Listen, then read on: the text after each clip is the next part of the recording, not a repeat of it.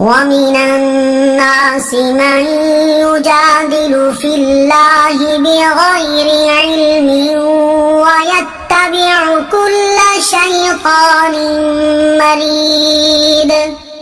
ترجمہ: اور کچھ لوگ وہ ہیں جو اللہ کے بارے میں بغیر علم کے جھگڑتے ہیں اور ہر سرکش شیطان کے پیچھے چل پڑتے ہیں۔ وَمِنَ النَّاسِ، اور کچھ لوگ۔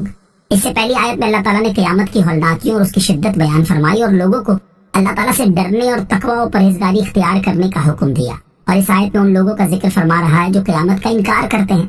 اس آیت کا شان نزول یہ ہے کہ یہ آیت نضر بن حارث کے بارے میں نازل ہوئی جو بڑا ہی جھگڑالو تھا اور فرشتوں کو خدا کی بیٹیاں اور قرآن مجید کو گزشتہ لوگوں کے قصے بتاتا تھا اور موت کے بعد اٹھائے جانے کا منکر تھا۔ چنانچہ ارشاد فرمائے کہ کچھ لوگ وہ ہیں جو اللہ تعالیٰ کی شان کے بارے میں علم کے بغیر جھگڑتے ہیں اور اس کی شان میں باطل باتیں کہتے ہیں، اور وہ اپنے جھگڑنے اور عمومی احوال میں ہر سرکش شیطان کے پیچھے چل پڑتے ہیں۔ علم کلام اچھا علم ہے۔ اس سے معلوم ہوا کہ اللہ تعالیٰ کی ذات و صفات میں علم کے بغیر بحث کرنا حرام ہے۔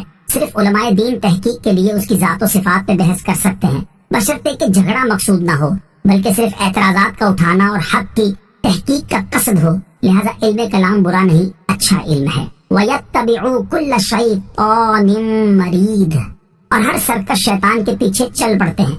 اس آیت میں سرکش شیطان کے بارے میں دو قول ہیں۔ نمبر 1، اس سے انسانی شیاطین مراد ہے اور یہ کافروں کے وہ سردار ہیں جو دوسروں کو کفر کی طرف بلاتے ہیں۔ نمبر 2، اس سے ابلیس اور اس کے لشکر مراد ہیں۔ شیطان انسانوں اور جنوں سے نجات کی صورت۔ یاد رہے کہ شیطان خواہ انسانوں میں سے ہو یا جنوں میں سے، ان کی کوئی بھی بات نہ مانی جائے، کیونکہ اگر ان کی ایک بات مان لی تو یہ ملعون اسی پر اکتفا نہ کریں گے بلکہ اور باتیں منوانے کی طاق میں بھی رہیں گے، اور جتنا ان کی بات مانتے چلے جائیں گے اس کا سلسلہ اتنا ہی بڑھتا جائے گا۔ اسی طرح ان کے ساتھ جھگڑے اور بحث میں مصروف نہ ہوا جائے، کیونکہ اس کے ذریعے بھی وہ اپنے ناپاک عزائم میں کامیاب ہو جاتے ہیں۔ لہٰذا ان سے نجات کی صورت یہ ہے کہ ان کی کوئی بات سنی ہی نہ جائے، کیونکہ اگر ان کی بات سنیں گے تو ممکن ہے کہ کوئی بات دل پر اثر کر جائے اور سننے والا کفر و گمراہی کے دلدل میں پھنس کر رہ جائے۔ اعلیٰ حضرت امام احمد رضا خان رحمۃ اللہ تعالی کے کلام کا خلاصہ یہ ہے کہ شیطان دو قسم کے ہیں۔ نمبر 1، شیاطین الجن، ان سے ابلیس لعین اور اس کی ملعون اولاد مراد ہے۔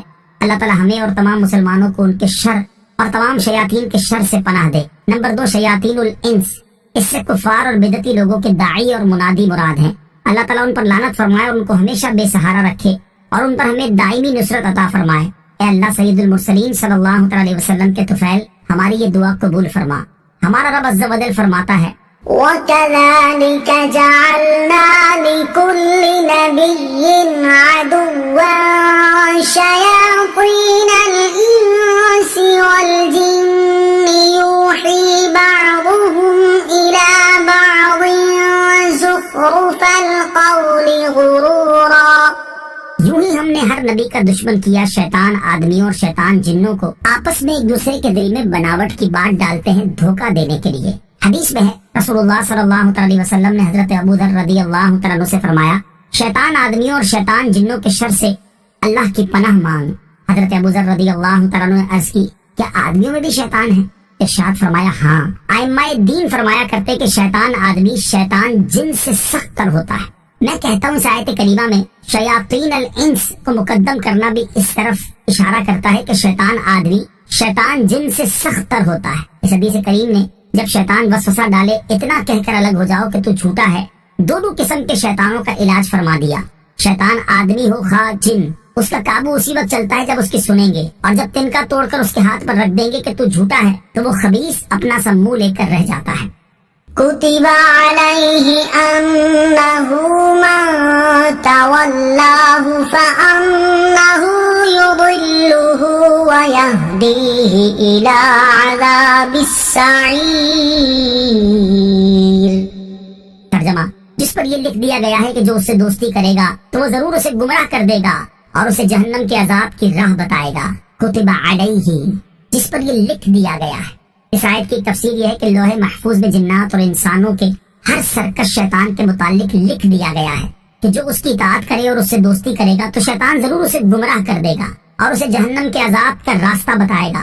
دوسری تفسیر یہ ہے کہ لوح محفوظ میں اس شخص کے بارے میں لکھ دیا گیا ہے جو شیطان کی پیروی اور اس سے دوستی کرے گا تو شیطان ضرور اسے جنت سے گمراہ کر دے گا اور اسے جہنم کے عذاب کی راہ بتائے گا۔ بد مذہبوں سے دوستی اور تعلقات رکھنے کی ممانعت۔ اس آیت سے معلوم ہوا کہ بد مذہبوں سے دوستی اور تعلق نہیں رکھنا چاہیے اور نہ ہی ان کے ساتھ رشتہ داری قائم کرنی چاہیے، کیونکہ یہ خود بھی گمراہ ہوتے ہیں اور اپنی چکنی چپڑی باتوں، ظاہری عبادت اور ریاضت اور دکھلاوے کی پرہیزگاری کے ذریعے دوسروں کو بھی گمراہ کر دیتے ہیں۔ صحیح مسلم شریف میں حضرت ابو ہریرہ رضی اللہ تعالی عنہ سے روایت ہے، حضور اقدس علیہ الصلوۃ والسلام نے ارشاد فرمایا، ان قریب میری امت کے آخر میں کچھ ایسے لوگ ظاہر ہوں گے جو تم سے ایسی باتیں کریں گے جنہیں نہ تم نے سنا ہوگا اور نہ تمہارے باپ دادا نے، تو تم ان سے دور رہنا اور انہیں خود سے دور رکھنا۔ اسی کتاب کی دوسری روایت میں ہے کہ حضور پرنور علیہ الصلوۃ والسلام نے ارشاد فرمایا، آخری زمانے میں دجال اور کذاب ظاہر ہوں گے، تو تمہارے پاس ایسی باتیں لے کر آئیں گے جنہیں تم اور تمہارے باپ دادا نے نہ سنا ہوگا، تو تم ان سے دور رہنا اور انہیں دور رکھنا، کیونکہ وہ تمہیں گمراہ نہ کر دیں اور تمہیں فتنے میں نہ ڈال دیں۔ بد مذہبوں سے دور رہنے اور انہیں خود سے دور رکھنے کے ساتھ ساتھ متعدد احادیث میں ان سے زندگی اور موت کے تمام تعلقات ختم کرنے کا حکم دیا گیا ہے۔ چنانچہ ارشاد فرمائے کہ ان کے ساتھ کھانا نہ کھاؤ، ان کے ساتھ پانی نہ پیو، ان کے پاس نہ بیٹھو، ان سے رشتہ نہ کرو، وہ بیمار پڑے تو پوچھنے نہ جاؤ، مر جائیں تو ان کی میت کے پاس نہ جاؤ، ان کی نماز جنازہ نہ پڑھو اور نہ ہی ان کے ساتھ نماز پڑھو۔ اللہ تعالیٰ تمام مسلمانوں کو اس پر عمل کی توفیق عطا فرمائے، آمین۔